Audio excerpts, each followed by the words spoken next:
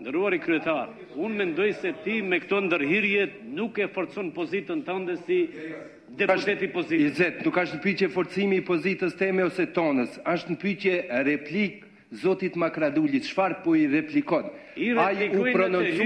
Unë jam propozuesi i ligjit. Unë kam të drejtë në çdo moment ta marr fjalën dhe ta arsjetoj dhe të korrigjoj eventualisht. Po pikërisht atë po e kërkoj unë, korrigjojnë çka po e korrigjoj. Por nuk është procedurale kjo të tregoj ti unë çka po i replikoj. Unë replikoj dhe në fund do ta jap mesazhin tim.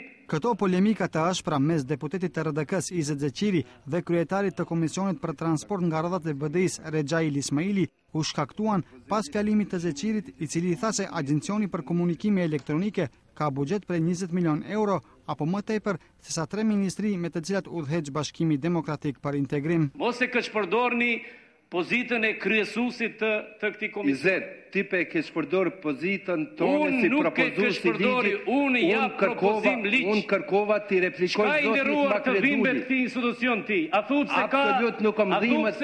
Izet, ki drejtën e replikës, jo për raportin vjetor të ligjit. I nderuar kryetar, ju keni shqetësim se ky institucion ka buxhet sa 3 ministritë juaja si BDI.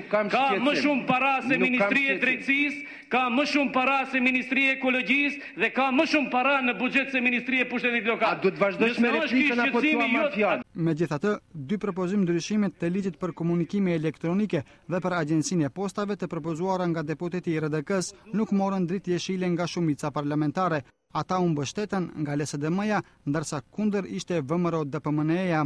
Što majmunarata e povrzana so elektronike. Çka ka lidhje vendi i posaçëm i majmunëve në kopshtin zoologjik me komunikimet elektronike? Jo, në raport kështu shkruan se janë shpenzuar para në kopshtin zoologjik dhe është hapur vendi i majmunëve.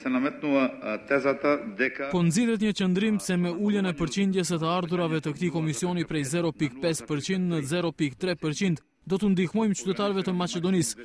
Jo, absolutisht nuk është e vërtet, sepse do t'i ndihmojmë T-Mobile-it, One-it dhe VIP-it. Pas përfundimit të mbledhjes, Zeqiri kishte edhe një duel verbal, kësaj here me drejtorin e Agjencisë për Komunikime Elektronike, nga i cili kërkoi që më pak të shpenzojë.